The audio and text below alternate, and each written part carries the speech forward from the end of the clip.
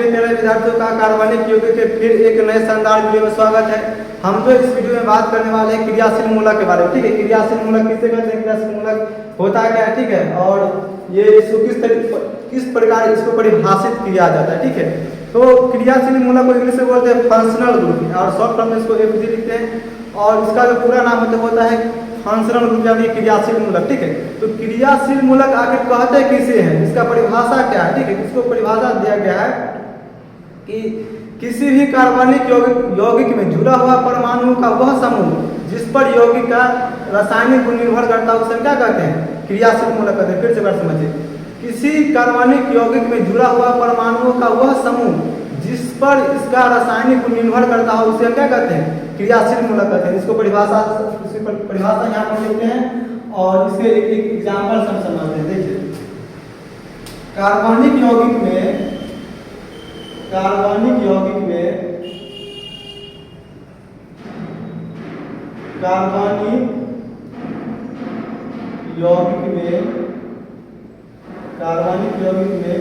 जुड़ा हुआ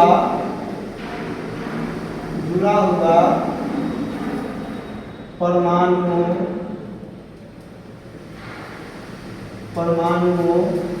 का वह समूह जिस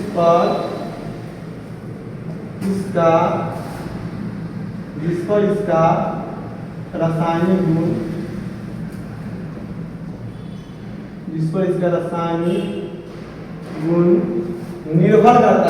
इसका रासायनिक गुण निर्भर करता है, उसे क्रियाशील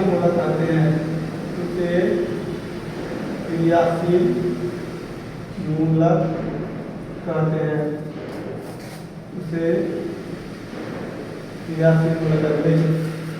कार्बनिक यौगिक क्या होता है, आप जानते हैं कि वैसा यौगिक जिसमें कार्बन की मात्रा उपस्थित हो उसे हम क्या कहेंगे, कार्बनिक यौगिक कहेंगे। ठीक है, ये बात तो सही है। ठीक है, लेकिन इसमें एक चीज और है कि कुछ ऐसे यौगिक है जिसमें कार्बन है लेकिन उसमें क्या बोलते हैं, वो कार्बनिक यौगिक नहीं, जिसमें ये हो गया CaCO3 कैल्शियम क्लोराइड CO2। ठीक है, तो इसमें कार्बन तो है लेकिन यह कार्बनिक यौगिक नहीं है, तो वैसा हाइड्रोकार्बन, ठीक है, वैसा हाइड्रोकार्बन जिसमें कार्बन की मात्रा उपस्थित हो उसे क्या कहेंगे, कार्बनिक यौगिक कहेंगे। ठीक है, तो जब हाइड्रोकार्बन और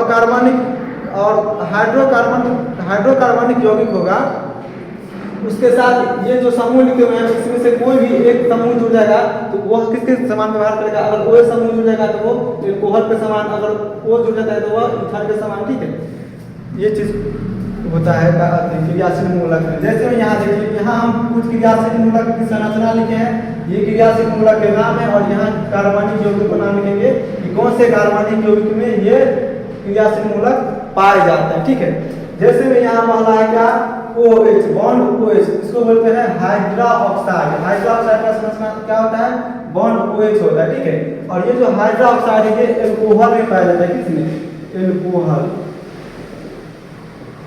यह एल्कोहल में पाया जाता है। पूछेगा एल्कोहल में कौन सा क्रियाशील मूलक पाया जाता है, तो हाइड्रोक्सिल पाया जाता है, और हाइड्रोक्सिल का संरचना क्या होता है, तो बॉन्ड OH होता है। उसके बाद हमारा सेकेंड है क्या, बंधन O और बंधन, यानी कि ऑक्सीजन से एक बंधन इधर है और एक बंधन इधर है। ठीक है, एकल बंधन, ये ईथर का संरचना है, और ईथर कौन से कार्बनिक यौगिक में पाया जाता है, तो ईथर में ही पाया जाता है, ईथर में ही पाया जाता है।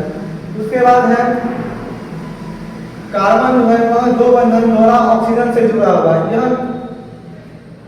यह किसकी संरचना है, तो यह कार्बोनिल की संरचना है, और यह किसमें पाया जाता है, तो एल्डिहाइड में पाया जाता है।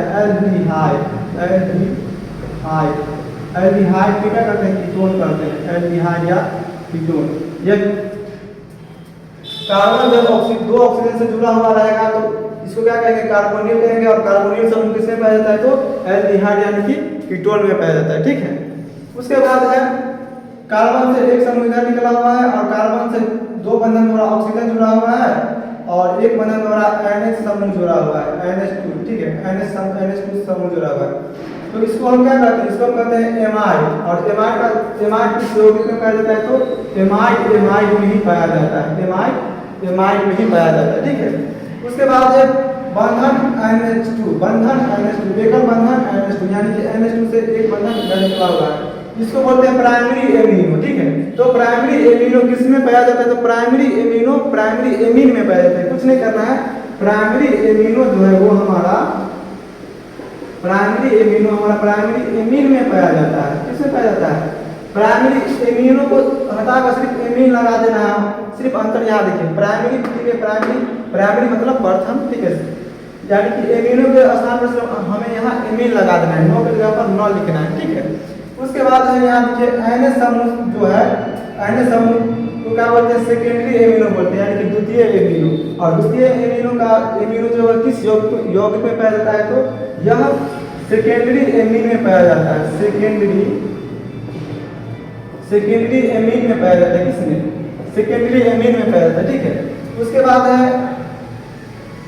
एन, एक बंधन यहाँ है और एक बंधन यहाँ, एक बंधन यहाँ। ठीक है, यानी कि 3 बंधन से निकला हुआ, इसको बोलते हैं टर्शियरी एमिनो। टर्शियरी मतलब 3, टर्शियरी मतलब थर्ड यानी कि 3। ठीक है, टर्शियरी मतलब 3। यह एमिनो टर्शियरी एमिनो किसमें पाया जाएगा? तो टर्शियरी एमीन में पाया जाएगा, टर्शियरी एमिनो टर्शियरी एमीन में पाया जाएगा। ठीक है, उसके बाद है कार्बन से यहाँ एक बंधन निकला हुआ है और 2 बंधन से ऑक्सीजन जुड़ा हुआ है, एक बंधन से OH समूह जुड़ा हुआ है, तो इसको बोलते हैं कार्बोक्सिल। इसको क्या बोलते हैं? कार्बोक्सिल बोलते हैं। क्या बोलते हैं? कार्बोक्सिल। ऑफलाइन में भी मतलब बहुत दिक्कत करता है ये वर्ड हमें बोलने में। ठीक है, कोचिंग में पढ़ाते हैं, बहुत दिक्कत करता है। कार्बोक्सिल, ठीक है, कार्बोक्सिल। और कार्बोक्सिल समूह कैसे पाया जाएगा? तो कार्बोक्सिल समूह हमारा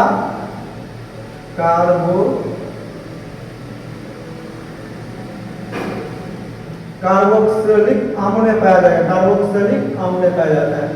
ठीक है, देखिए एक बार समझिए, क्रियाशील मतलब किसे कहते हैं? यानी कि फंक्शनल ग्रुप, तो वैसा कार्बनिक यौगिक जिसमें कार्बनिक यौगिक में जुड़ा हुआ परमाणु का वह समूह जिससे इसका रासायनिक गुण निर्धारित होता है, उसे क्या कहेंगे?